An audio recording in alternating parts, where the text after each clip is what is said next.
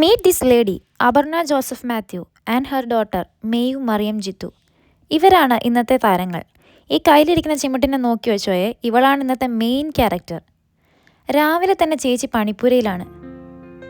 കണ്ണ് വാലിട്ട് എഴുതാനുള്ള അശ്രാന്തമായ പരിശ്രമത്തിലാണ്. ഇതെല്ലാം ചെയ്തിട്ട് വേണം ഗ്രാജുവേഷൻ സെറമണിക്ക് പോകാൻ. ഫേസ് മേക്കപ്പ് ആർട്ടിസ്റ്റ് ചേച്ചി തന്നെയാണെങ്കിലും ഹെയർ സ്റ്റൈലിസ്റ്റ് ഒരു ഫേമസ് ആളാണ്. വേറെ ആരുമല്ല, ഞാൻ തന്നെ. ഒരുക്കമെല്ലാം കഴിഞ്ഞ് ചേച്ചി നേരത്തെ ഓഡിറ്റോറിയത്തിലേക്ക് പോയേ. അവർക്ക് അവിടെ ചെന്നിട്ട് രജിസ്ട്രേഷനും പ്രൊഫഷണൽ ഫോട്ടോഷൂട്ടും ഒക്കെ ഉണ്ട്.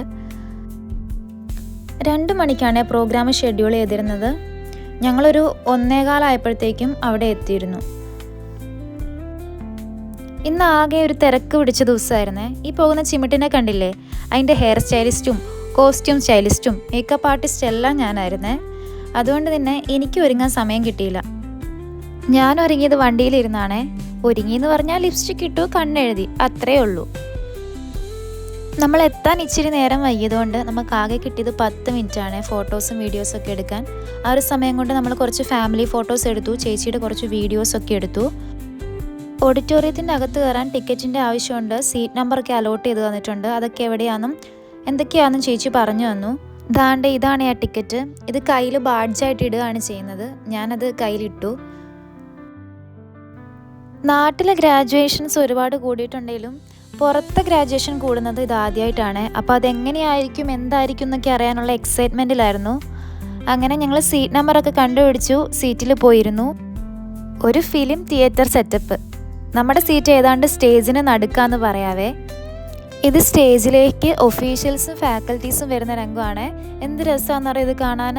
2 സൈഡിൽ നിന്നും വെൽ അറേഞ്ച്ഡ് ആയിട്ട്, വെൽ പ്ലാൻഡ് അവർ വന്നിരിക്കുന്നതാണ് ഈ കാണുന്നത്.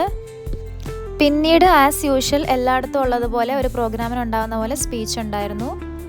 സ്പീച്ച് എല്ലാം കഴിഞ്ഞപ്പം ഗ്രാജുവേറ്റ്സിന് ഹാൻഡ് ഷേക്ക് കൊടുക്കുന്ന സെറിമണി ആയിരുന്നേ. അപ്പം അടുത്ത ചേച്ചിയുടെ ഊഴമാണ്. ഞാൻ കാത്തിരുന്നൊരു വീഡിയോ ഒക്കെ എടുത്തു. ഇവിടെ നാട്ടിലെ പോലെ മെഡലും സർട്ടിഫിക്കറ്റ് ഒന്നുമില്ല, ജസ്റ്റ് ഒരു ഹാൻഡ് ഷേക്ക് മാത്രമേ ഉള്ളൂ. സർട്ടിഫിക്കറ്റൊക്കെ ഇവർക്ക് ഓൺലൈനായിട്ട് വീട്ടിലോട്ട് വരികയാണ് ചെയ്യുന്നത്. അങ്ങനെ ഒഫീഷ്യൽ പ്രോഗ്രാം എല്ലാം കഴിഞ്ഞു. ഗ്രാജുവേറ്റ്സ് പുറത്തിറങ്ങിയേ. ദാണ്ടെ 2 ആൾക്കാർ നിൽക്കുന്ന നിപ്പ് കണ്ടില്ലേ? ഇതിൻ്റെ എല്ലാ ഇടയ്ക്ക് ഒരു സംഭവം നടന്നേ. 2 ആൾക്കാരും പരിപാടി കൂടിയിട്ടില്ല.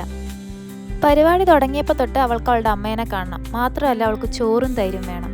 അവസാനം വീട്ടിൽ പോയി ചോറും തൈരും കൊടുത്ത ശേഷം ചേട്ടായി തിരിച്ചു കൊണ്ടുവന്നതാണ് ഇവളെ.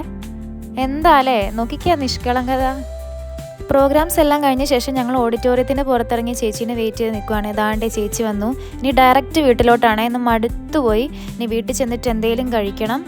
അപ്പം ഇന്നത്തെ വിശേഷം ഇത്രയേ ഉള്ളൂ. ബായ്.